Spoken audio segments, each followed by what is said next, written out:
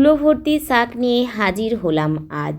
হ্যাঁ বন্ধুরা, আজ আমি 1 কুলো শাক নিয়ে আপনাদের সামনে উপস্থিত হয়েছি। দেখছেন কত শাক? না মিথ্যে বলছি না, সত্যিই আমার বাগানে হয়েছে এতগুলো শাক। নমস্কার বন্ধুরা, আমি বৈশাখী, আপনারা দেখছেন আমার চ্যানেল সবুজ আয়নের পথে। বন্ধুরা, আজ আমি আপনাদের সামনে টাটকা টাটকা খেসারির ডালের শাক নিয়ে উপস্থিত হলাম। আমরা সবাই এই ডালের বড়া খেতে ভীষণ ভালোবাসি, কিন্তু কে কে এর শাক রান্না করে খেয়েছি আপনারা আমাকে বলবেন। আমাদের তো ভীষণ ভালো লাগে এই শাক। নরম নরম এই শাকের ডগাগুলো টুকে ভাজা অথবা তরকারি সবেতেই খুব সুন্দর স্বাদ লাগে। আমাদের এখানে প্রায় প্রত্যেকের বাড়িতেই অনেকটা জায়গা জুড়ে এই শীতের সময় খেসারি ডালের চাষ করা হয়। বেশিরভাগ সেই নদীর চড়ার ওখানে তো প্রচুর পরিমাণে হয়, আর আমাদের এখানেও লাগানো হয় শুধুমাত্র শাক খাওয়ার জন্য। ছাড়া এর ছোটো ছোটো নরম কড়াইশুঁটিগুলোও আমরা খেতে ভীষণ ভালোবাসি। সেগুলোকেও কাঁচা কড়াইশুঁটি বড়া ভেজে খাই, অথবা খেসারির ডাল হিসেবেও আমরা ব্যবহার করি।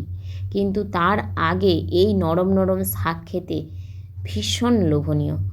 দেখুন বন্ধুরা, এই যে গামলাতে লাগিয়েছিলাম, সেই গামলাতে কিছু হয়েছে, সেখান থেকে অল্প হারভেস্ট করেছি, আর করেছি আমার নিচের বাগান থেকে। দেখেছেন কত সুন্দর শাকগুলো। এই শাকগুলো বেশি দিন রাখলে আবার এতে পোকা হওয়ার সম্ভাবনা থাকে, তাই আমি নরম অবস্থাতেই কচি কচি ডগাগুলোই তুলে নিচ্ছি। আপনারা বাড়িতে কে কে এই শাক লাগিয়েছেন আমাকে অবশ্যই বলবেন। আর যদি এখনও না লাগিয়ে থাকেন, তাহলে বাজারে যে অঙ্কুরিত খেসারির কড়াইগুলো খাওয়ার জন্য বিক্রি হয়, সেগুলোই কিনে নিয়ে এসে অল্প করে কিছু ছড়িয়ে দিন। দেখবেন শুধুমাত্র মাটিতে কিংবা একটা ছোট্ট পাত্রের ওপর ছড়িয়ে দিলেই তার উপর হালকা করে কিছু ছাই অথবা অল্প একটু মাটি ছড়িয়ে দেবেন, এমনিতেই হয়ে যাবে। এর কিন্তু বিশেষ যত্ন বা পরিচর্যা নেই। দেখুন, ওখান থেকে এসে নিচের বাগানে তুলে নিয়ে চলে আসলাম।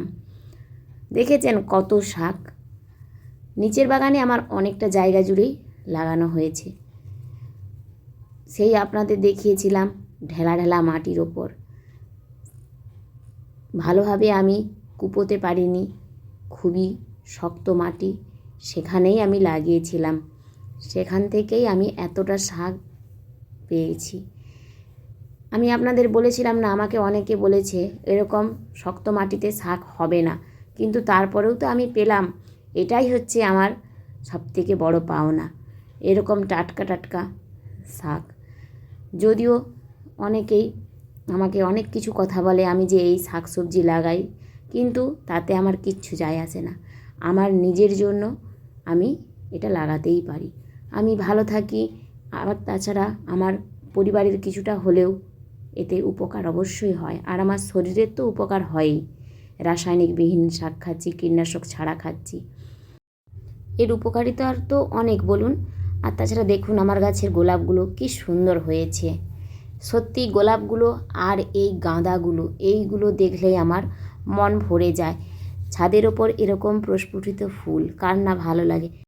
আজকের মতো আমার ভিডিওটি এখানেই শেষ করছি। আপনাদের যদি ভালো লেগে থাকে তাহলে অবশ্যই একটি লাইক করবেন, আমার চ্যানেলটিকে সাবস্ক্রাইব করে আমার পাশে থাকবেন। আপনারা সবাই ভালো থাকবেন, সুস্থ থাকবেন। ধন্যবাদ।